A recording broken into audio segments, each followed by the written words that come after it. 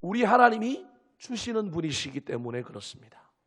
예수님께서 이 땅에 오신 이유가 자기 자신을 우리에게 주시기 위하여 오셨기 때문에 그를 믿는다고 한다면, 그를 따르는 사람들이라고 한다면, 그가 세운 교회의 일꾼으로 세워진 사람이라고 한다면 우리도 하나님을 따라 예수님을 따라 받는 삶이 아니라 주는 삶을 살아야 하는 것입니다. 세상의 시가 방식은 받는 것입니다. 그러나 신앙의 시가 방식은 받기도 하지만 저와 여러분은 왜 받느냐 하면 주기 위해서 받는 겁니다. 왜 복을 받습니까? 주기 위해서 받는 거예요. 5,000명을 먹이는 기적을 일으키는 것이 중요한 게 아니라 5,000명분을 혼자 먹고 퍼질러 앉아 있는 사람, 하나님께 복 됐다 많이 받았다고 이야기하지만 그 사람은 나쁜 사람입니다. 5,000명을 먹이는 사람이 훨씬 더 위대한 사람이요 신앙의 사람입니다. 그래서 성경은 분명히 말합니다. 주는 것이 받는 것보다 뭐하다고요? 복되다. 그 말씀이 어디에 나옵니까? 오늘 본문 35절에 나옵니다. 같이 한번 읽어볼까요? 35절입니다. 35절 나와라. 시작. 범사에 여러분에게 모범을 보여준 바와 같이 수고하여 약한 사람들을 돕고 또 주 예수께서 친히 말씀하신 바 주는 것이 받는 것보다 복이 있다 하심을 기억하여야 할지니라.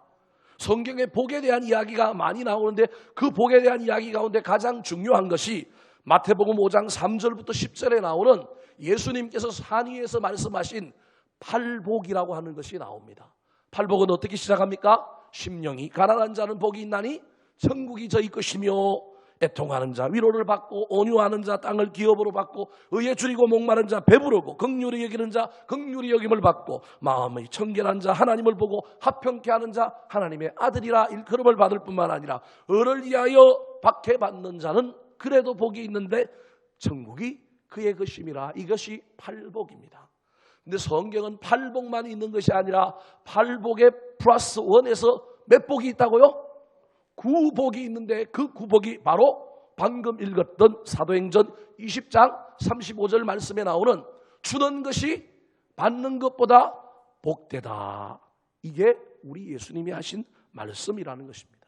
어떤 성경학자들은 이때 예수님께서 산 위에서 팔복을 가르칠 때 사실은 팔복을 가르친 게 아니라 몇 복을 가르쳤다고요?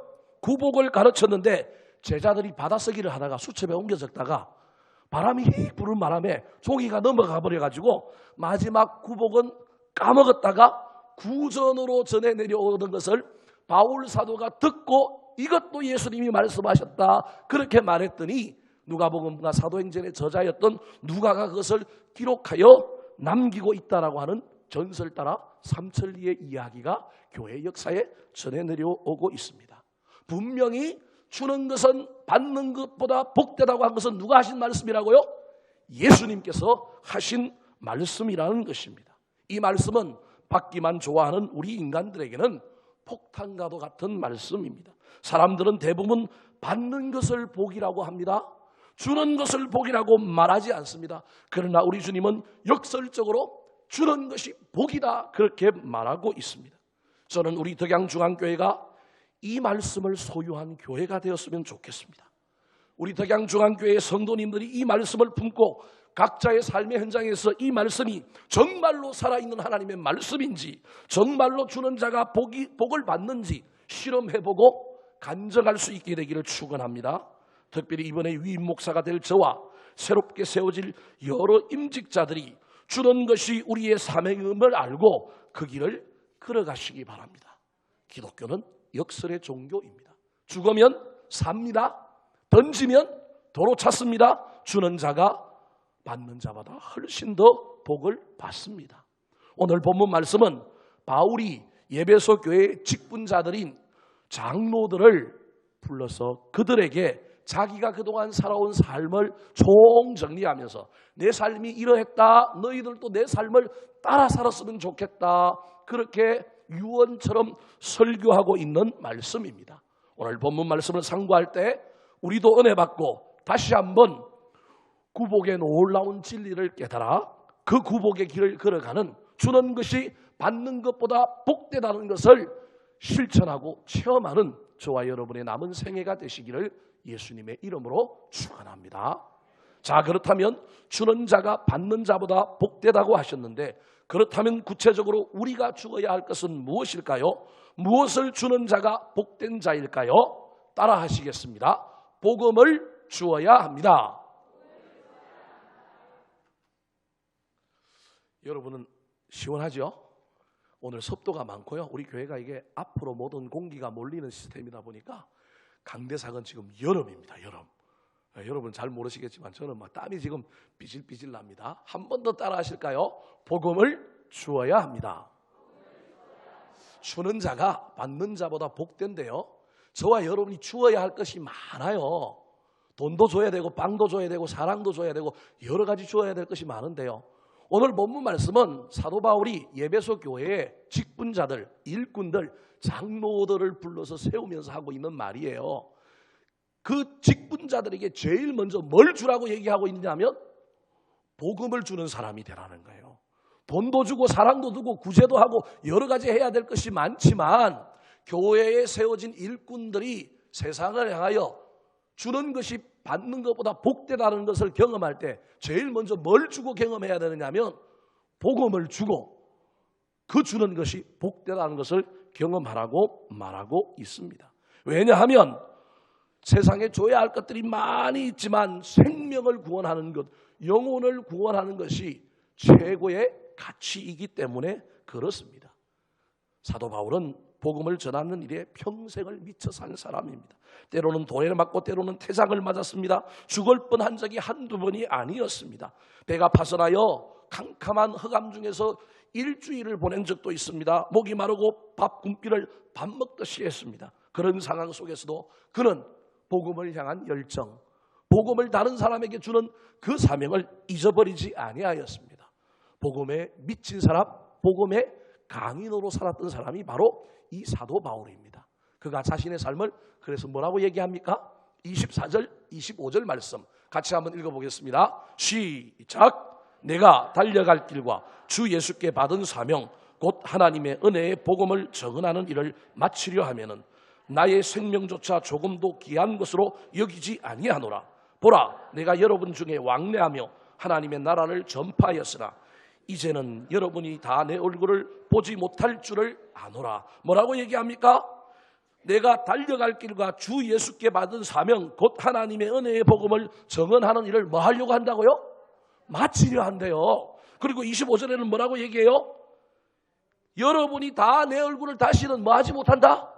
보지 못한다. 이 말 속에 비장한 기운이 느껴집니다. 사도 바울의 인생에 무엇인가 큰 변화가 일어나는 것 같은 예감을 우리에게 전해주고 있습니다. 왜 사도 바울이 이렇게 이야기할까요? 그가 기도하는 중에, 꿈 중에, 환상 중에 성령님께서 그의 마음에 자기 삶에 일어날 일을 보여주셨는데 그것이 무엇이냐 하면 네가 결박을 당하고 능욕을 당하고 환난을 당하고 다른 사람에게 잡힌 바 된다는 거예요. 어디에 올라가면? 예루살렘에 올라가면 3차의 전도 여행을 끝내고 돌아왔는데 하나님은 그의 고난을 통하여 그를 어디로 보내시려고 하느냐면 사실은 로마에 가서 그 나라 세계 중심 나라인 로마에 가서 예수 그리스도 복음을 전하는 일을 이 사도 바울에게 시키려고 하는데 그 수단이 뭐냐면 고난과 환난인 거예요. 명확하게 사도 바울에게 네 인생이 끝날지 모른다, 네가 잡힌다, 고난당한다, 환난당한다, 감옥에 잡힌다, 이걸 보여주는 거예요. 그걸 보여주면서 사도 바울 보고 뭐라고 얘기하냐면 그럼에도 불구하고 어디로 올라가라고요? 예루살렘으로 올라가라는 거예요. 비장한 결심을 하고 하나님의 명령에 순종해서 갑니다. 여러분 같으면 가시겠어요? 나 같으면 안 가겠어요. 왜냐하면 나에게 유익한 일이 아니라 나에게 고난의 길인 거예요. 거기에다가 또 영적으로 신령한 주변에 있는 많은 사람들이 환상 가운데 성령님의 음성을 들었는데 그들 또한 뭐라고 얘기하느냐 하면 사도 바울이 예루살렘으로 올라가면 이런 일을 당한다는 거예요. 그때 이 사람들은 하나님의 음성, 즉 올라가야 한다는 음성은 듣지 못하고 사도 바울이 당할 고난과 환난만 본 거예요. 그래서 도시마다 예루살렘으로 올라가는 사도 바울을 향하여 영적인 사람들이 일어나서 올라가면 안 된다고 잡는 거예요. 환상을 봤는데 당신이 이런 일을 당한다는 게 제발 올라가지 말라는 거예요. 그런데도 불구하고 누구는 올라갑니까? 사도 바울은 예루살렘을 향하여 죽을 각오를 하고 환난과 고난 당할 생각을 가지고 올라갑니다. 사도 바울의 이런 모습은 마치 십자가를 지시기 위하여 예루살렘을 향하여 올라갔던 예수님의 모습과도 동일한 모습입니다. 그래서 비장한 마음을 가지고 3년 동안 눈물로 기도하여 세운 예배소 교회가 생각나서 예배소 근처를 지나가니까 그 근처에 있는 지중해의 바닷가 밀레도라고 하는 섬에 배가 잠시 들렀는데 그 섬으로 누굴 불렀느냐 하면 예배소 교회의 직분자들, 일꾼들을 불러가지고 내 인생이 마지막이 될지 모르니 내가 눈물로 세웠던 이 교회를 너희들이 좀 잘 지켜줬으면 좋겠다, 잘 세워갔으면 좋겠다, 그런 마음으로 지금 고별 설교 요원과 같은 설교를 하고 있는 것입니다. 그런데 이 설교의 서두가 뭐냐면 나는 평생 무엇을 향하여 달려갔느냐 하면 복음을 향하여 달려갔다. 복음 전가하는 길에 목숨을 걸었다. 이것이 나의 사명이었다. 그렇게 말하고 있는 것입니다. 왜 이렇게 말할까요? 예배소 교회 장로들이요, 직분자들이요, 여러분이 세워진 이유도, 하나님께서 여러분을 선택한 이유도 무엇 때문에 선택하였다? 복음 때문에, 복음을 위하여 선택하였다. 엉뚱한 거 생각하지 마라.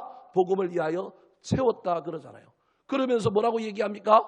막 이방 사람들이, 어떤 사람들이 들어가고 교회를 핍박할 거고요. 심지어 무슨 얘기까지 해요?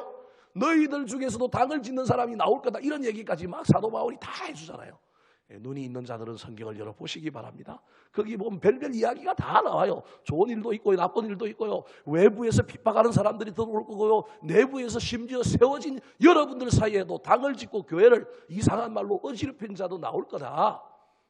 그때 여러분들이 해야 할 일이 있는데 나를 본받아서 복음 전하는 사명을 살아라, 그렇게 말하고 있는 것입니다.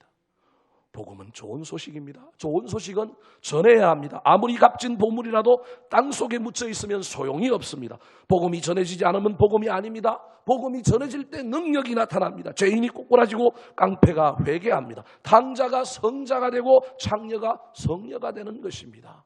사랑하는 성도 여러분, 사도 바울이 받은 사명은 오늘 살아가는 저와 여러분이 여전히 받은 사명입니다. 우리 교회의 사명이요, 교회를 위하여 세움받은 직분자들의 사명입니다. 돈도 줘야 합니다. 빵도 줘야 합니다. 많은 것을 세상을 향하여 교회는 주는 것입니다. 그러나 그 무엇보다도 뭘 주어야 한다고요? 복음 주어야 한다는 사실을 잊어버리지 말고 복음 전하시기 바랍니다. 복음을 줄 때 그 주는 것이 받는 것보다 훨씬 복되다는 놀라운 역사를 경험하시기 바랍니다. 복음을 전해야 하는데 입이 떨어지지 않고 나는 좀 소심하고 내 은사와 달란트는 그런 것이 아닌 사람들이 있습니까? 하나님께 기도하시기 바랍니다. 나로 입을 벌려 복음의 비밀을 담대하게 전하게 하옵소서. 기도하는 가운데 하나님께서 할 말을 열어주시고 기회의 문을 열어주시고 그 일을 통하여 최고의 복이 복음을 주어서 복음을 받는 자보다 주는 자가 훨씬 복되다고 하는 사실을 경험하는 저와 여러분, 우리 교회가 되시기를 예수님의 이름으로 축원합니다. 두 번째로 우리가 주어야 할 것이 무엇일까요? 주는 것이 받는 것보다 복되다고 할 때 무엇을 주는 것일까요? 따라 하시겠습니다. 본을 보여주어야 합니다. 35절 말씀 같이 한번 읽어볼까요? 35절입니다. 시작.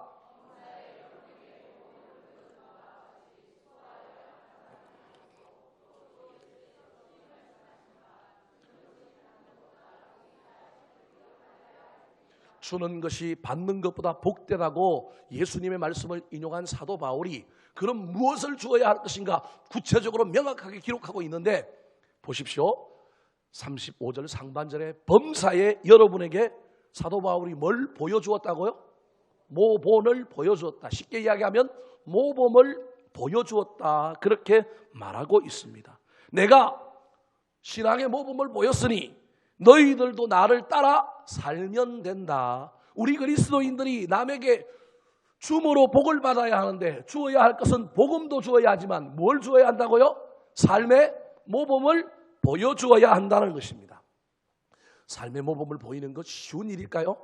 쉬운 일이 아닙니다. 그런데요, 저기 보십시오. 분명히 범사에 여러분에게 모범을 보여준 바와 같이 그 뒤에 말은 무슨 말이에요? 너희도 모범을 보여주라는 말입니다. 이게 얼마나 어려운 말이고 이게 얼마나 힘든 말인지 모릅니다. 그런데 사도 바울은요, 성경에서 자주 이런 말을 해요. 내가 보이지 않는 하나님 너희들 믿기 힘들지? 내가 하나님 잘 믿었으니 나 믿으면 누구 믿는 거라고요? 하나님 믿는 거래요. 내가 따라가는 길 그대로 따라가면 하나님 잘 믿는 거야. 인간로서 이렇게 말하는 게 쉬워요? 어려워요? 이거 어렵습니다. 근데 사도 바울은요, 감히 그런 말을 성경에서 자주 합니다. 고린도전서 4장 16절, 11장 1절, 빌립보서 3장 10절에 그 대표적인 이야기가 나옵니다. 같이 한번 읽어보겠습니다. 시작. 그러므로 내가 너희에게 권하노니 너희는 나를 본받는 자가 되라. 내가 그리스도를 본받는 자가 된 것 같이 너희는 나를 본받는 자가 되라. 형제들아, 너희는 함께 나를 본받으라. 그리고 너희가 우리를 본받은 것처럼 그와 같이 행하는 자들을 눈여겨보라. 이 말이 얼마나 엄청난 말인지 모릅니다. 저는 지금까지 우리 아들들에게 나를 본받으라고 말해본 적이 없습니다. 자신이 없거든요. 우리 교인들에게도 감히 여러분이 이영기 목사를 따라 살면, 이영기 목사를 본받으면 예수 잘 믿는 것입니다, 그렇게 말할 수가 없어요. 아직도 혈기가 많고요, 아직도 세속에 가치를 버리지 못한 목사인데, 제가 봐도 영 아니올시다인데 어떻게 감히 제가 여러분들에게 하나님 안 보이죠? 안 보이는 하나님 믿기 힘들죠? 날 믿으면 돼요. 하나님 따라 살기 힘들죠? 나 따라 살면 돼요? 어떻게 이런 말을 제가 할 수 있겠습니까? 사도 바울은 그런데 그 말을 했다는 것입니다. 그렇다면 사도 바울이 미친 사람일까요? 이단 사이비 교주일까요? 아니면 가대망상 한자일까요? 아닙니다. 사도 바울이 실제 삶의 현장에서 말씀을 붙들고 복음대로 그대로 모범을 보이며 살았다라고 하는 것을 우리에게 보여주고 있는 것입니다. 그렇다면 사도 바울이 어떤 모범을 보였을까요? 사도 바울이 사람들에게 어떤 모범을 보여주었기에 그가 이런 말을 할 수 있을까요? 첫 번째 그가 보인 모범은요, 전도의 모범입니다. 26절 말씀 같이 읽어보겠습니다. 시작.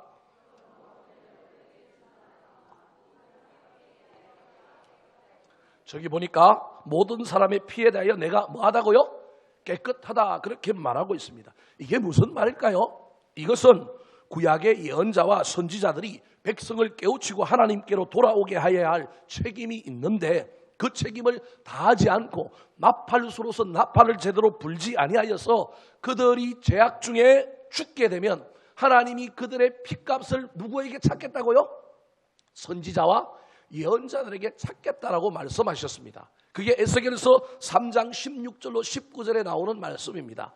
이 구약의 말씀을 알고 있던 사도 바울이 그 말씀을 자신의 사역에 적용한 겁니다.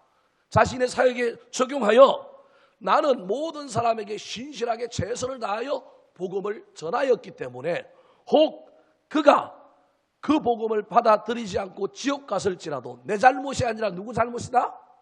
그 사람이 불신하고 들었음에도 불구하고 믿지 않은 잘못이기 때문에 그 사람의 피값은 내가 책임질 필요가 없다. 나는 그 피에 대하여 뭐하다? 깨끗하다, 그렇게 말하고 있는 겁니다. 최선을 다하여 복음 전했다, 신실하게 복음 전했다, 한 영혼도 놓치지 않으려고 복음을 전했다, 그렇게 말하고 있는 것입니다. 이 얼마나 멋진 삶입니까? 이번에 세워질 우리 교회 직분자들이 사도 바울의 본을 받아서 이 복음에 전하여 이 피에 대하여 깨끗한 사람들이 될 뿐만 아니라 후대의 우리 후손들에게, 다음 세대에 이 복음을 전수하는 놀라운 역사의 본이 되는 사람들이 되기를 축원합니다. 사도 바울이 또 무엇의 본을 우리에게 보여주었을까요? 복음을 전하는 것뿐만 아니라 그는 양육자의 모범을 보였습니다. 사도 바울은 어미의 심정을 가지고 한 영혼을 위하여 끝까지 훈계하고 양육하고 기도하는 헌신의 사람이었습니다. 31절 말씀 같이 한번 읽어볼까요? 시작.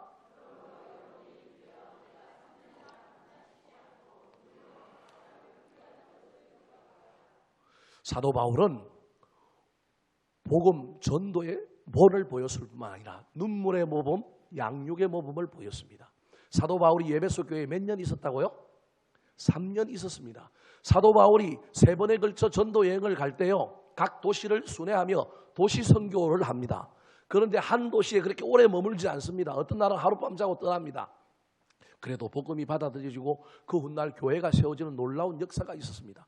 근데 유일하게 엄청나게 오래 있었던 도시가 있는데 그 도시가 어디라고요? 에베소. 그 에베소라고 하는 도시에서 3년이나 있었던 거예요. 왜 3년이나 있었을까요? 말을 안 들으니까. 골치 아픈 교인들이 많으니까. 여러분 말 안 듣고 골치 아프면요, 뭐 사역하고 싶겠어요? 도망가고 싶겠죠. 사도 바울은 가는 곳마다 복음 전하고 교회를 세우고 협력하는 사람이 있고 말씀에 꼬꾸라지는 사람들이 생겼고요, 말씀을 믿고 따르는 사람들이 있었어요. 수많은 교회를 세웠습니다. 그런데 예배소에 가보니까 이 예배소는 골치가 아파요. 이 예배소는 제대로 되지 않아요. 그래서 퍼질러 앉아서 몇 년을 있었다고요?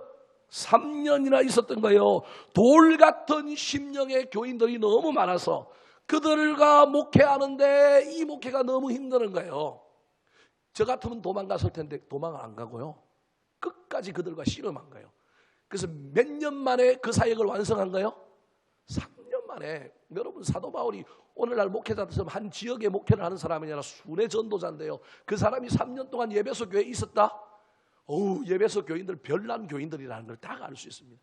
그래서 저기 31절에 3년이나 밤낮 쉬지 않고 눈물로 각 사람을 훈계했다라고 하는 저 말씀에는요, 사역자의 고단함, 목회자의 그 목회의 치열함이 그대로 묻어 있습니다. 옛날에는 그냥 3년 있었다 그것만 깨달았는데요, 이 설교를 준비하면서 영의 눈이 열려서 저 말씀을 보니까요, 사도 바울이 얼마나 위대한지 보이는 거예요. 앞으로 제가 목회를 어떻게 해야 되는지가 보이는 거예요. 말 안 듣는 교인, 복음도 받아들이지 않는 교인, 맨날 엉뚱한 소리만 하는 교인, 별의별 사람들이 다 모여있는 교회.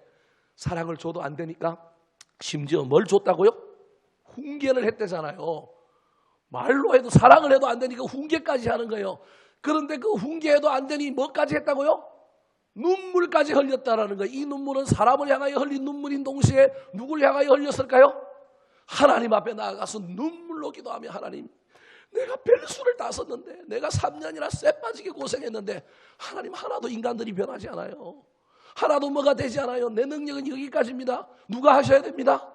하나님이 하셔야 됩니다. 이게 사도 바울의 사역이었다라는 것입니다. 사랑하는 성도 여러분, 신앙생활 하다 보면, 또 교회 안에서 일꾼들로 세워지다 보면 여러분 이런 일들이 부재기수가 일어납니다. 이때마다 도망가시겠습니까? 이때마다 회피하시겠습니까? 이 사도 바울의 마음을 목사인 저와 세워진 일꾼들과 교회 안에 모든 사람들이 소유하게 되었으면 좋겠습니다. 눈물로 기도하고 눈물로 그 사람들을 놀랍게 세워가는 아름다운 본을 보여주시기 바랍니다. 세 번째, 사도 바울이 모범을 보여준 게 무엇일까요? 물질의 모범을 보였습니다. 33절, 34절 말씀 같이 읽겠습니다. 시작.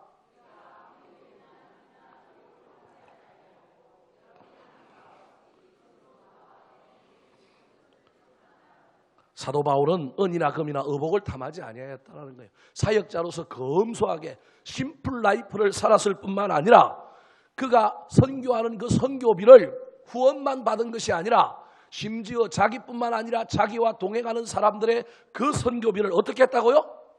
손으로 수고하여 벌어서 자기가 충당했다, 그렇게 말하고 있습니다. 물질에 깨끗하게 사역을 했다는 걸 이야기하고 있습니다.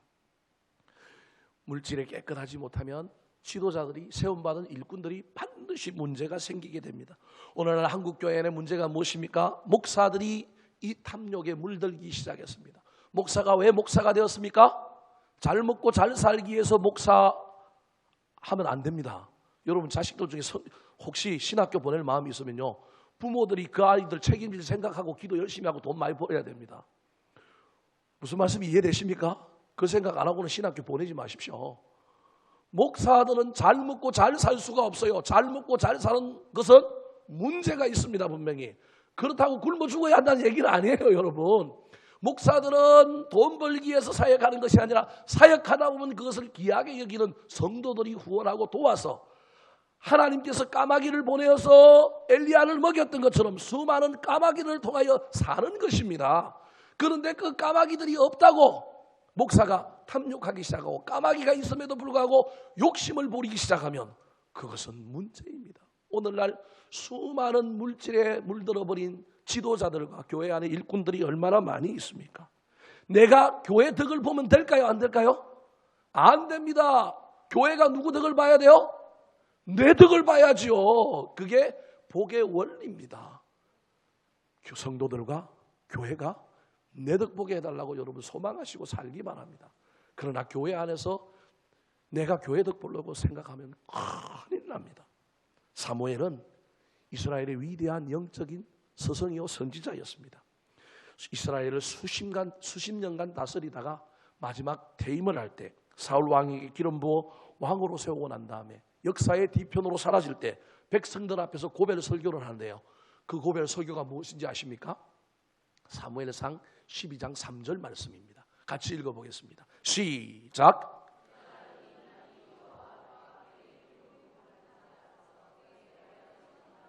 내가 누구의 소를 빼앗았느냐? 누구의 나귀를 빼앗았느냐? 누구를 속였느냐? 누구를 압제하였느냐? 내 눈을 흐리게 하는 뇌물을 누구의 손에서 받았느냐? 그리하였으면 내가 그것을 너희에게 갚으리라. 나는 하나도 욕심 부리지 않고 난 깨끗하게 영적으로 살았다, 그렇게 이야기하는 거예요. 암만 자기가 떠들면 뭐예요? 누가 그걸 인정해야 돼요? 백성들이 인정하지 않으면 소용없어요. 그런데 이 사무엘의 이 퇴임사에 백성들이 뭐라고 이야기합니까? 사무엘상 12장 4절 말씀입니다. 같이 읽어보겠습니다. 시작. 그들이 이르되 당신이 우리를 속이지 아니하였고 압제하지 아니하였고 누구의 손에서든지 아무것도 빼앗은 것이 없나이다. 얼마나 멋진 대화의 모습입니까? 저는 교회가 안 커도 좋습니다. 교인이 안 늘어나도 좋습니다. 제 마지막 인생에 사무엘과 같은 이런 놀라운 고백이 있었으면 좋겠습니다. 사무엘 선지자 자식 교육 잘못 시킨 거 빼고는요 정말 위대한 사람이었습니다. 정말 깨끗하고 영적인 사람이었습니다. 사랑하는 성도 여러분, 저와 여러분이 한 세상 이 땅에 와서 살다가 갑니다. 무엇을 남기고 가시겠습니까? 누군가 나를 기억하고 따라오는 삶을 남기고 가시기 바랍니다. 목사인 제가 가지고 있는 유일한 소망이 앞으로 제가 담임 목사하다 보면 내 밑에 수많은 교육자들이 나와 함께 사역하다가 떠날 것이고 그들도 나중에 자라서 목사가 될 건데 그들 중에 한 명이라도 이영기 목사를 기억하고 이영기 목사가 걸어갔던 길 내가 조금이라도 흉내내겠다, 그 길을 따라가겠다, 그러면 제 목회는 성공한 겁니다. 교회가 커지는 것이 성공한 게 아니고요, 사람이 많아지는 게 성공한 게 아니고요, 차가 바뀌고 집이 바뀌는 것이 성공한 게 아니고요, 내가 어떤 사람에게 모범을 보여서 그걸 따라올 수 있다면. 우리 두 아들들이 제 인생을 보고, 우리 아버지 옛날엔 젊었을 때 이해가 안 되는데 맨날 교회 갔다가 밥도 안 챙겨주고 우리 엄마가 아버지 맨날 밤 12시나 들어오고, 어제도 들어가니까 1시였어요. 아들 둘은 자고 있더라고요. 밥은 어떻게 먹었는지 알 수가 없어요. 그래도 이 아이들이 나중에 정신이 들고 머리가 컸을 때 우리 엄마 아버지 그래도 교회를 위하여 헌신했구나, 딴짓 안 하였구나, 참 고맙구나, 그걸 깨닫고 따라올 수만 있다면 제 인생은 성공한 인생입니다. 장로님들 중에 교회에서 장로로서 섬기고 봉사할 때 후임자들이 우리 교회 장로님 누구 딱 하면 그 사람 바라보고만 갈 수만 있다면, 교회 학교에서 학생들 중에 훗날 커서 내 인생의 변화는 그 선생님 때문이었다, 그 이야기가 나온다면 그 인생은요 직분이 높지 아니하여도 사회에서 큰 영향력을 끼치는 높은 위치에 있지 아니하여도 재물이 많지 아니하여도 그 사람은 성공한 사람입니다. 그 사람은 우리 하나님께 귀히 여김을 받을 것입니다. 사랑하는 성도 여러분, 모범이 됩시다. 특별히 모범을 보여줌으로 말미암아 그 보여준 것이 복이 되는 놀라운 역사를 경험하는 저와 여러분 되시기를 예수님의 이름으로 축원합니다.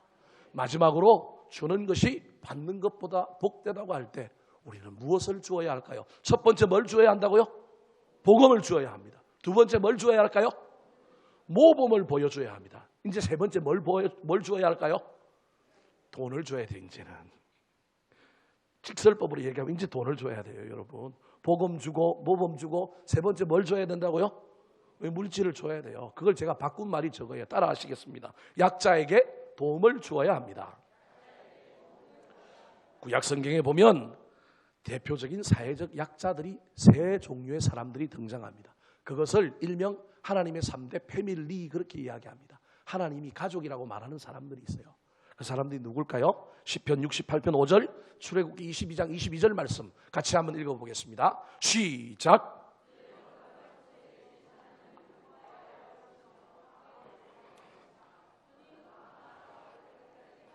자, 하나님의 3대 패밀리 첫 번째가 누구예요? 고아, 하나님은 고아의 아버지다. 두 번째가 누구예요? 가부, 가부의 재판장이시다. 여기에 하나 더한 게 누구냐면 객이라고 하는 나그네입니다. 고아와 가부, 나그네는 그 당시 사회에서 최고의 약자입니다. 약자. 하나님은 약자의 편이십니다. 사랑하는 성도 여러분, 정치가 지금 시끄러워요. 옳고 그름이 분명히 있어요. 근데 저와 여러분은 옳고 그름을 갖고 이야기하면 안 됩니다. 교회와 우리 그리스도인들은 하나님을 닮았다고 하면요, 저와 여러분 무조건요 지방도 넘어서고 보수와 진보도 넘어서고 누구 편을 들어야 하느냐면 약자 편을 들어야 합니다. 목사하고 교인하고 싸우세요. 여러분 누구 편 드실래요? 교인 편 들어야 된다니까요. 교인들하고 전도사님하고 싸우세요. 목사 누구 편 들어야 돼요? 전도사 편 들어야 돼요. 옳고 그름을 떠나서. 무슨 말인지 알겠습니까? 교인들보다 누가 더 약자라고요? 전도사님들이 더 약자예요, 여러분. 그걸 명확하게 구분할 수 있어야 됩니다. 이게 성경이 우리에게 말하는 거예요. 근데 우리가 실제 삶의 영역에 들어가면 이게 안 돼요. 정치가 나오고요, 막 지방이 나오고요, 나의 선호도가 나오기 때문에 이게 안 되는 거예요, 이게. 그래서 우리는 약자의 편을 잘 못 들어요. 근데 우리 하나님의 관심은요, 끊임없이 사회적인 약자에게 있는 겁니다. 이 약자를 향한 마음을 누가 가지고 있었느냐 하면 선교사 사도 바울, 전도자 사도 바울이 전도하고 선교하면서 하나님의 마음을 품으니 하나님이 품었던 그 마음이 그의 마음속에도 쏙 들어와 있는 거예요. 35절 말씀 다시 한번 읽어볼까요? 35절입니다. 나와라. 시작.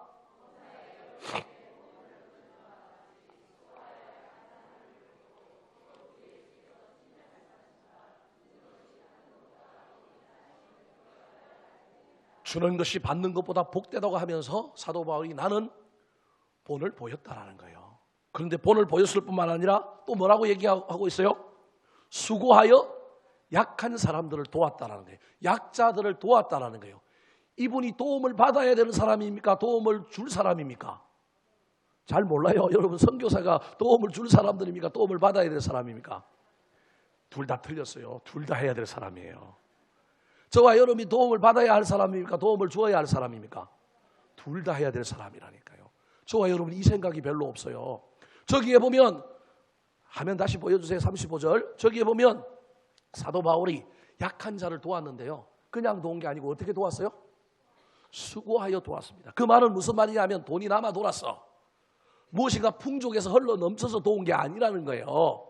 선교사가 선교하는데 여비도 필요하고 선교비도 필요해요. 그래서 받는 데만 익숙해요. 그죠? 목사인 제가 까마귀들한테 받는 데만 익숙해요.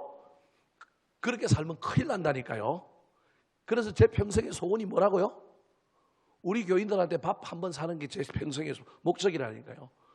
이게 목사를 얻어먹는데 도 같은 사람이에요. 여러분 너무 이상하게 생각하지 말고요. 그게 사실은 정상이에요, 여러분. 제가 정상을 정상으로 이야기하지 않고 이상하게 얘기하니까 사람들이 정상도 잘 모르는 사람들이 있어요. 목사는 뭘 해야 되는 사람이라고요? 얻어먹어야 하는 사람들이라니까요. 아직도 안 믿으시네, 이분들이. 예? 그런데 얻어먹기만 하면 큰일 나요. 그래서 때로는 뭘 해야 된다고요? 사야 돼요. 저한테 아직 밥 못 얻어먹으신 분 빨리 오세요. 제가 일일이 다 누가 먹었는지 안 먹는지 잘 몰라요. 근데 저는 사고 싶은데요, 늘 우리 집 사람이 옆에서 도끼 눈을 팍 부러뜨고 있으니까 조금 힘들긴 해요. 그래도 사야 돼요. 이게 제 평생의 사명이에요. 받기만 하는데 익숙한 사람이 받기만 하면 그 삶이 이상해져요. 사도 바울은 선교비를 받는 사람이에요. 근데 선교비를 받기만 한 게 아니고 뭐 했냐면 수고하여 약한 자들을 어떻게 했다고요? 도왔다라고 이야기하고 있지 않습니까? 어떻게 도왔을까요? 사도 바울은 오늘날로 치면 텐트를 만드는 사람이었어요. 직업이.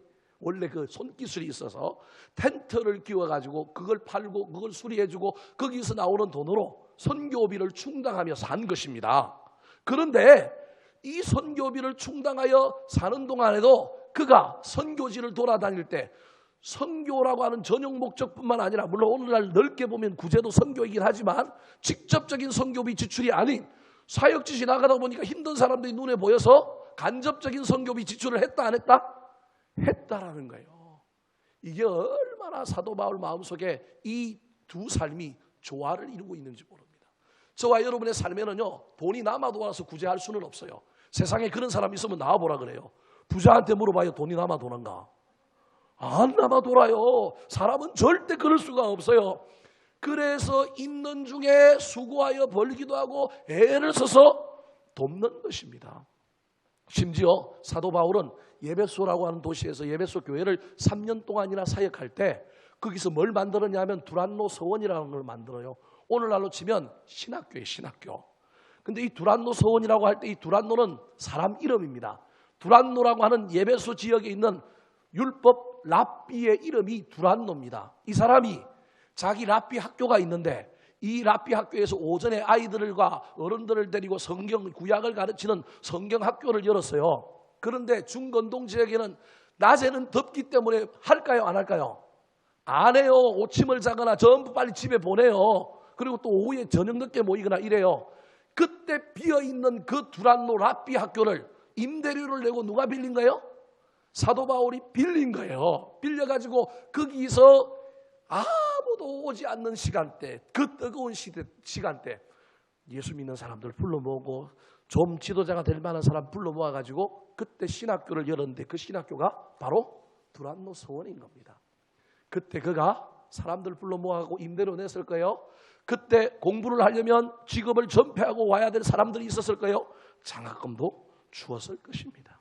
사랑하는 성도 여러분, 이게 사도 바울의 삶의 중요한 삶의 태도였습니다.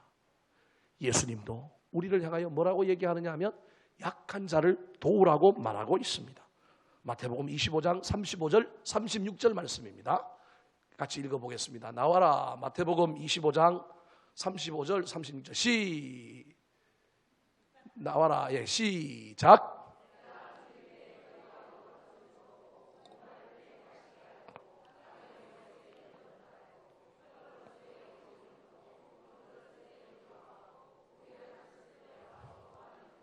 저게 쉬운 것 같죠? 안 쉬워요. 저 위에 지금 그동안 하던 친구가 아니고 이한희 집사님 올라가서 하는데요. 이한희 집사는 뭘 잘하는 사람이냐면 기타를 치는 게 잘하는 거지 저걸 잘하는 분이 아니에요. 올라가서 하자니 저 얼마나 힘들겠어요. 자, 저기 35절과 36절에 예수님이 뭐라고 얘기하고 있냐면 내가 세상에 많이 세상에 하나 예수님이 오셨는데 뭘로 오셨다고요? 사회적인 약자로 오셨다라는 거예요. 그 약자들에게 잘하는 것이 누구한테 잘하는 거라고요? 예수님한테 한 것이라는 거예요. 여러분 이 말씀을 잊어버리지 마시기 바랍니다. 그래서 여러분 저보다 조금이라도 약자라 그러면 잘해주시기 바랍니다.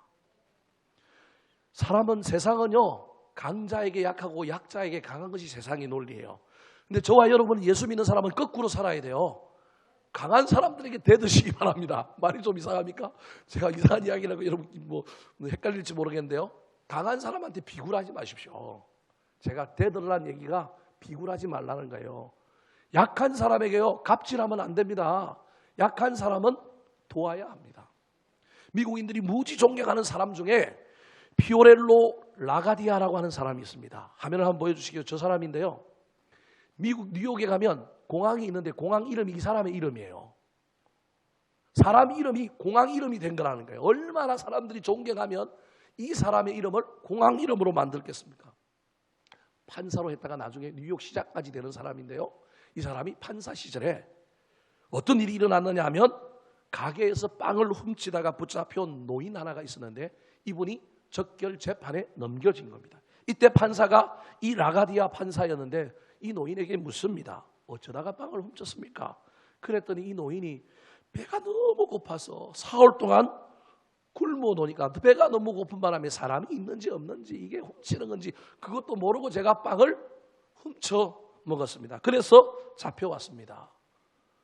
이 라가디아 판사가 그래도 당신은 범죄를 한 거기 때문에 빵을 훔친 절도죄는 $10 벌금형입니다. 당신을 $10 벌금형에 처합니다.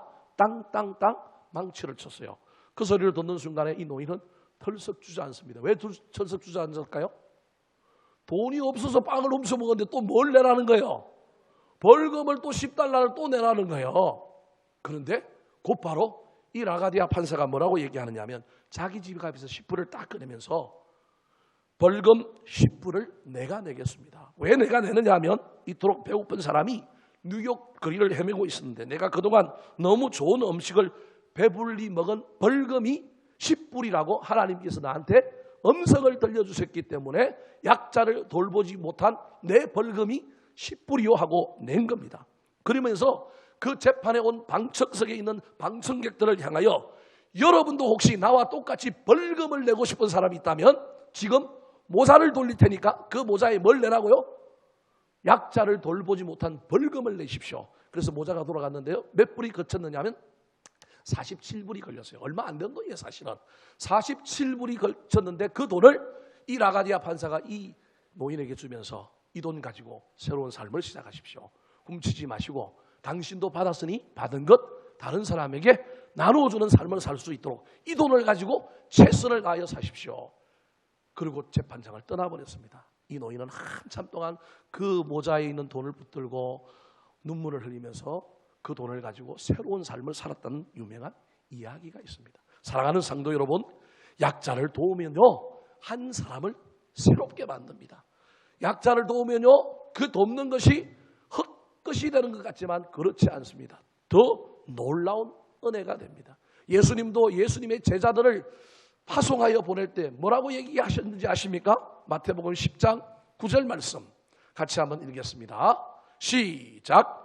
병든 자를 고치며 죽은 자를 살리며 나병한 자를 깨끗하게 하며 귀신을 쫓아내되 너희가 그저 받았으니 그저 주라. 그저 받았으니 뭐 하라고요?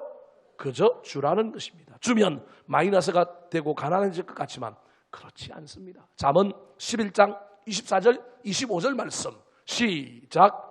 흩어 구제하여도 더욱 부하게 되는 일이 있나니 가도히 아껴도 가난하게 될 뿐이라. 구제를 좋아하는 자는 풍족하여질 것이요 남을 윤택하게 하는 자는 자기도 윤택하여지리라. 샘물의 이치를 생각해 보십시오.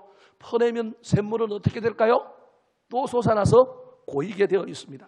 그런데 퍼내지 않고 그대로 두면 이끼가 끼고요 물이 변질되고 물이 썩게 됩니다. 그런데 퍼내면 더 맑고 더 깨끗한 물로 채워진다는 사실을 기억하시기 바랍니다. 이것이 영적 부요의 법칙입니다. 누가복음 6장 38절 말씀 시작.